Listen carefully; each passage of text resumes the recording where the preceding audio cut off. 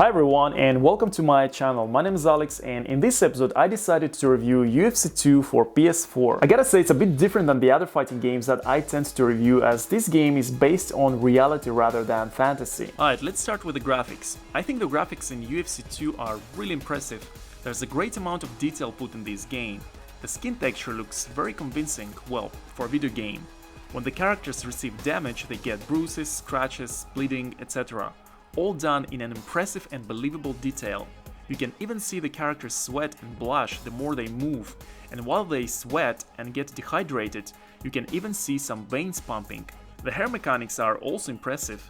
Although the hair always looks like it's been freshly washed with a luxury shampoo, it moves in a quite realistic way compared to other video games.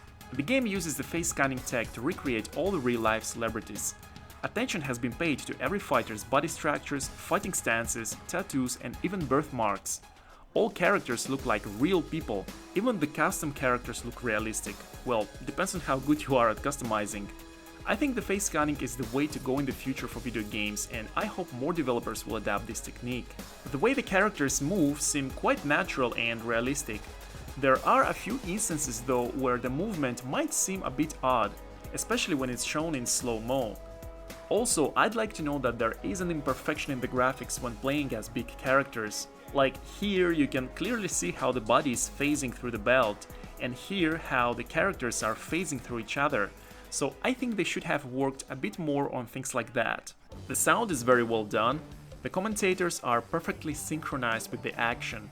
Not to mention that it's actually Joe Rogan and Mike Goldberg themselves. The sound effects are well executed, and there is a great variety of music tracks throughout the game to give you that mainstream MMA vibe.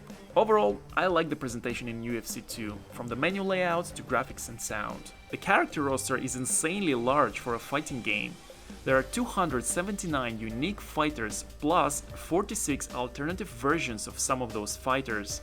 Amongst the many UFC celebrities, you'll find Roy Nelson, Ronda Rousey, Royce Gracie, Ben Rothwell, Conor McGregor, the legendary Sakuraba, and Khabib. Send me a message, like location.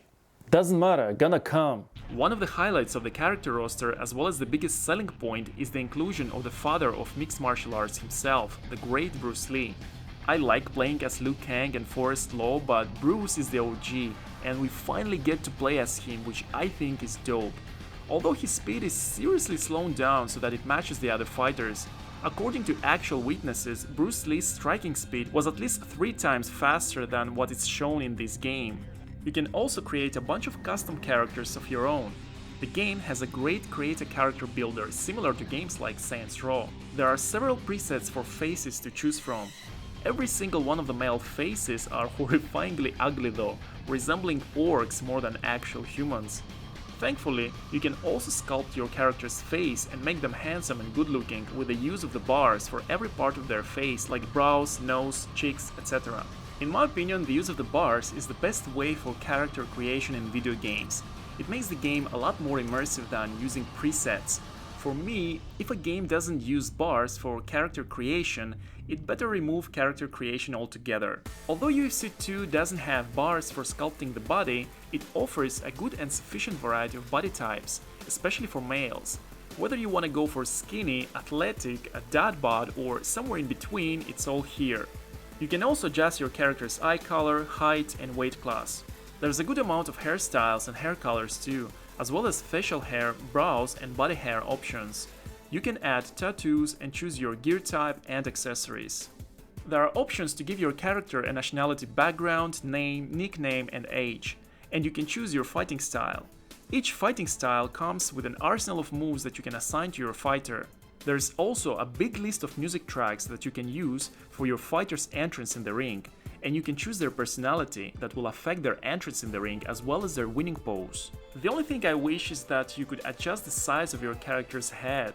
You can only adjust the front without being able to adjust the size of the actual skull. But other than that, UFC 2 has one of the best character creation systems ever, and like I said, it's almost as good as in Saints Row. One of the things that took me a while to get used to is the gameplay. UFC 2 is very different from games like Mortal Kombat and Soul Calibur. There are no projectiles and no trademark moves that would somehow differentiate the characters. Instead, there is a universal set of moves for all the characters. The only thing that makes the characters different apart from their looks is their stats. Like, some of the characters will be better at striking and some will have better stamina and submission. Let me explain how the fighting system works. Each character is equipped with a set of strikes like kicks and punches.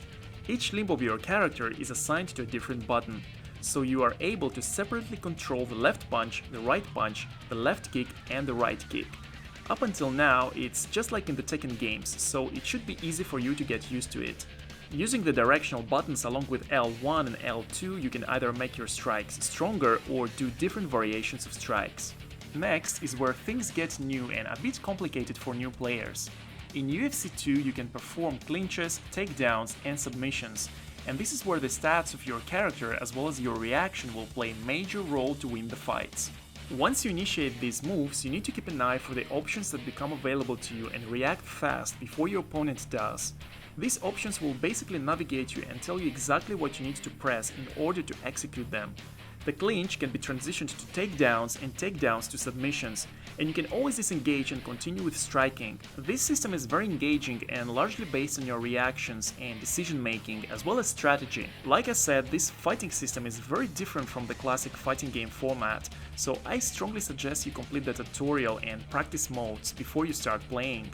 Otherwise, you'll just end up pissed off, not understanding what's going on, and you'll think it's a bad game, which it isn't, it's just different. Now, another thing you will have to get used to is the health system, which again is very different from games like Street Fighter and Tekken. In UFC 2, instead of the classic health bar, there is a stamina bar, and then there is a body silhouette that indicates where you've been hit and what strikes you need to avoid. The more you move, the more your stamina bar will get drained, and the slower and weaker you'll become. That means you can't just start random button mashing and expect to win. Instead, you have to be very tactical and rely on carefully planned and timed strikes. Watch your opponent and strike in the right moment. The more stamina you have, the faster you will move and the stronger your strikes will be. Now, regarding the body silhouette next to your stamina bar, you will notice that when you get hit to certain body parts, they will gradually become more red. If, for example, you've been constantly hit to the head, you will see it become bright red. That means that few more hits and you will be knocked down. The more parts of your body become red, the more vulnerable you are to knockdowns. And knockdowns are one of the 3 ways to win a fight in this game. The second way to win a fight is to score more points than your opponent. There's a timer during the fights.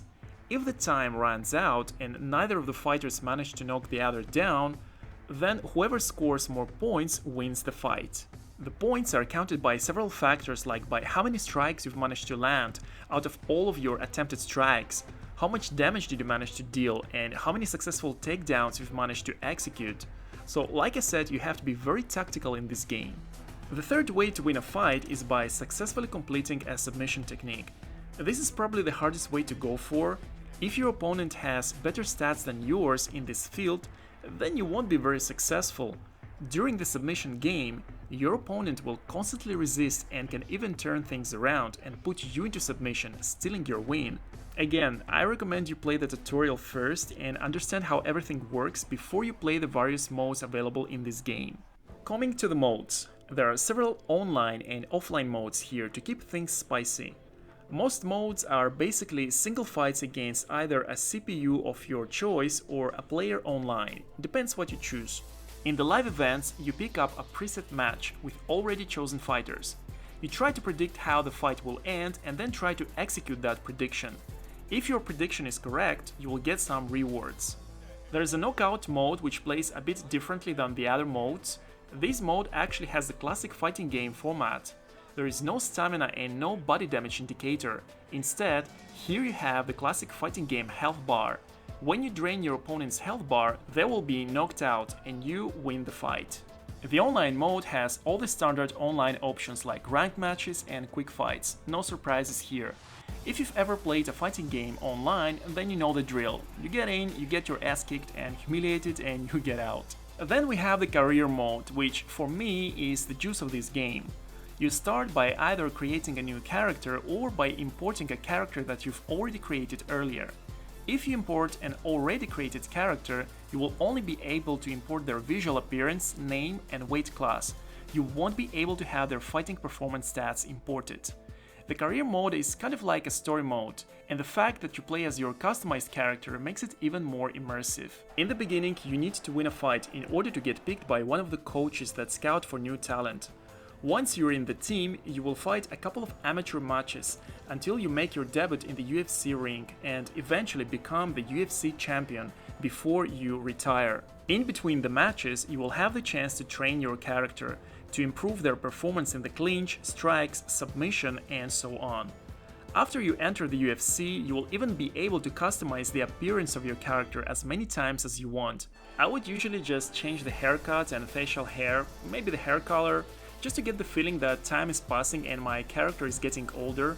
Oh yeah, by the way, your character's age will progress over time, making them more vulnerable to injuries that might speed up your retirement. So make sure your customized character starts young enough to give them time to beat the career mode. In order to beat the career mode, you need to reach the legend status, which will require you to get at least 1 million fans. The more matches you win and the better your performance is, the more fans you will get. Once you beat the career mode, you will unlock Rutan, Sakuraba, Tyson and Bruce Lee. Some of the fights are extremely difficult and designed for you to lose, to give you that feeling of a challenge. Like at some point I topped all of my performance stats and theoretically I should be able to win any fight, and yet there were some opponents that were almost impossible to beat, but I found my way around it. When I was losing, I would just pause the game and restart the match until I eventually won by luck.